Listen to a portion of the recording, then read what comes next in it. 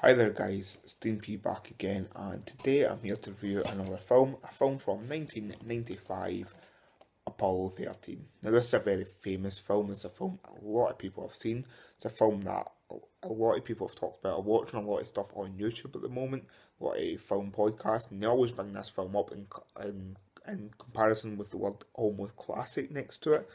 I'd never seen the film, as far as I remember anyway. It wasn't a film that rang a bell to me. I'd heard of it, obviously, it being well, it is a famous film, but I'd never really seen it before. So I thought I'd pick it up and give it a watch. So I finally picked it up about a month ago. Within the last month, I picked it up, and I really wanted to watch it just because who was in it. So the actors in it are Tom Hanks. So that was the reason I wanted to pick it up. Is because I love Tom Hanks a lot. I love most of the things Tom Hanks has ever done. But Kevin Bacon's in it, Paxton, Gary Sands, and Ed Harris. Now, it's a film about space, if you can tell by the name Apollo 13. It's a film that I've kind of, sort of a film that, space is something that's always kind of been quite a good thing to film in. It's always been a film it's always been a sort of genre film that a lot of people are making because it's quite an interesting subject. So it's all about the unknown. This film's kind of similar about the unknown. It's more of about the unknown of not knowing what's going to happen to the characters. What I'm doing now is when I'm doing reviews, what I'm going to do is I'm going to jump on IMDb, look at what it says, and like in comparison, say what it says the film is, what the general gist of the film is, and read it out and see if I agree with it. So, the Apollo 13 one, let me just get my laptop here in front of me so it's easier for me to read it. So, it says NASA must devise a strategy to return Apollo 13 to Earth safely after the spaceship undergoes massive internal damage, putting the lives of the three astronauts on board in jeopardy. Yeah, I completely agree with that. That sounds exactly what this film was. As my last review being Push, I didn't really agree fully on what the description said. This time, I completely agree. That explains the film exactly. The film is about Tom Hanks, Kevin Bacon, and Paul Baxton's character being stuck in this spaceship and this shuttle in space that they're on a mission to the moon, and it's all about Tom Hanks' character's second trip to the moon, and this time he actually wants to go step foot on it after the famous moon landing. He is next team up. So if I'm right, this is based on a true story. I'm almost certain. Yeah, it's a true story. This actually happened in real life. So that being that, a lot of people know the actual story of what happened. So the film it was a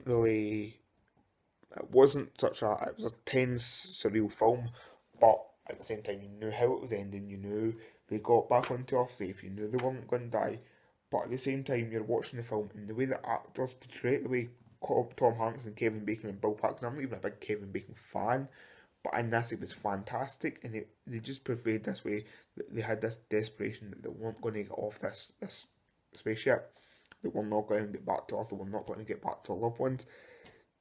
Ed Harris's character done the same. He was mission control. His desperation to get these people back to Earth because they were friends with all these astronauts who worked together, so he wanted them back to Earth.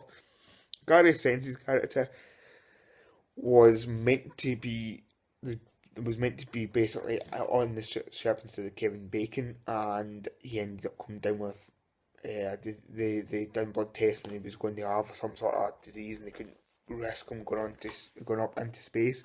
But really, you could cut his full character out bar the end of it where he kind of saved their lives because he knew exactly what they had to do. He came up with a flight plan because he was this expert pilot of spaceships, if that's how you, if that's the right word.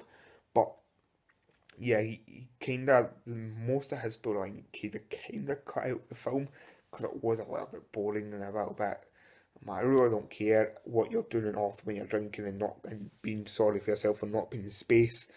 Whereas then he became the true hero and saved them. Whereas I wanted to know more about what was happening in space. This film the acting in it, amazing. Obviously, Tom Hanks is one of the best actors of. He is one of the best actors. He's brilliant at comedy. He's brilliant at drama. This is one of his more drama films.